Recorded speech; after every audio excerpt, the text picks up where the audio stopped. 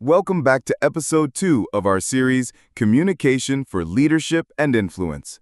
I'm Yogesh, and I'm here again with my co-host, Lily. Hello again, everyone.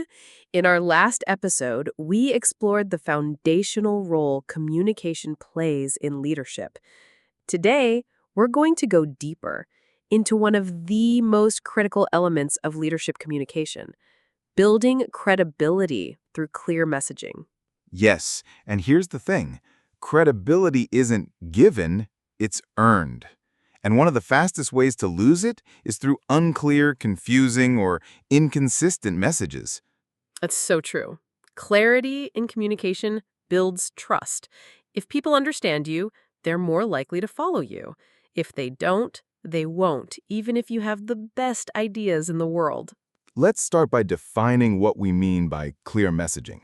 It's not just about simplifying language, it's about creating alignment between your intent, your content, and your delivery. Exactly. And it starts with understanding your audience. What do they know? What do they care about? What's their context? A message that's clear to a technical team might be totally lost on a board of directors. Yes, so let's break this down with a framework I often use with leadership teams, called the 3 C's of clear messaging. Clarity, is your message simple, direct, and jargon-free? Consistency, are you repeating key themes over time and across channels? Credibility, does your message align with your behavior and values? I love that model. It's powerful because it's practical. Let's take an example. Say a leader announces a company-wide shift toward innovation. That's the message. But then they keep rewarding teams for playing it safe. That inconsistency erodes credibility, right? Exactly. People listen to what you say, but they believe what you consistently reinforce. Credibility lives in that alignment. And that's why leaders need to think about the subtext of their communication. Not just, what am I saying, but what does this signal about what I stand for? Well said. Now, let's talk about clarity in high-pressure moments, because that's where a lot of leaders get stuck. They know what they want to say, but pressure makes them ramble, hedge, or confuse the message. So true. In those moments, it helps to fall back on structure. Even something as simple as point, evidence, call to action can guide a leader to communicate with purpose. Let's role-play that. Lily, imagine you're a leader trying to convince your team to shift to a hybrid work model. Give us a version that lacks clarity. Okay, so I've been thinking, and the way we work now, it's good, but maybe we could start doing more remote stuff. Or not.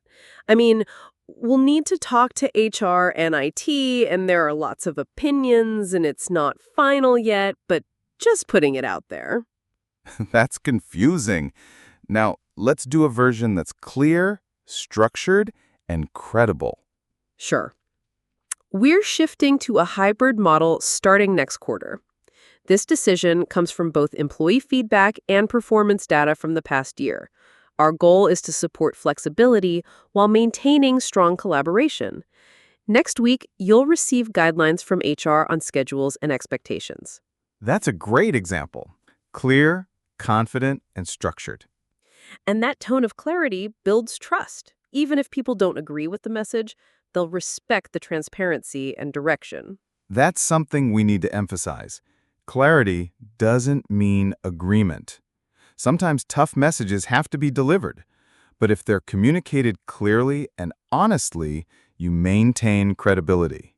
Yes, one way I often coach leaders is to avoid corporate camouflage. Those long, vague phrases like right sizing or efficiency optimization. Just say what you mean. People appreciate candor. Couldn't agree more. People don't need sugarcoating. They need truth with empathy. That's a leadership superpower. Yogesh, let's talk about consistency next, because even clear messaging fails if it's not repeated over time. Yes, this is the drumbeat of leadership communication. Think of a company mission statement. It can't just be a poster on the wall.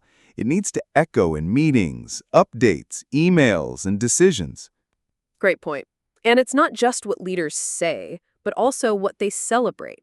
If you say innovation is a priority, are you praising risk takers? Are you funding experiments? That's the alignment test. Words, actions, and values need to form a consistent message. That's how credibility becomes long-term influence. Let's give our listeners a quick exercise. Think of a recent message you shared with your team. Ask yourself, was it clear? Was it consistent with your past communication? Did it reflect your values? That's a powerful reflection. And here's another one. Ask your team to repeat back what they heard. If they can't summarize your key points, your message wasn't clear enough. Yes, communication is complete not when you speak, but when the message is understood. Perfectly said. Before we close, let's give our key takeaways. First, clear messaging builds credibility. Second, clarity, consistency, and credibility are the 3 C's of impactful leadership communication. Third, credibility is earned when your words match your actions. And finally, always communicate with intention and empathy. That's how leaders build lasting influence. In our next episode, we'll explore emotional intelligence and how it shapes leadership presence. That episode is going to be rich with insights on tone, empathy, and connection. Thank you, Lily, and to our listeners. And always remember, don't forget, good communication isn't what you say, it's what others understand. If you found this episode of Corporate Communication useful, don't forget to join us, leadershipacademy.tag BIZZ Sutra. Do share it with your friends and colleagues, and leave your review. Until next time, keep leading with clarity and keep communicating with integrity.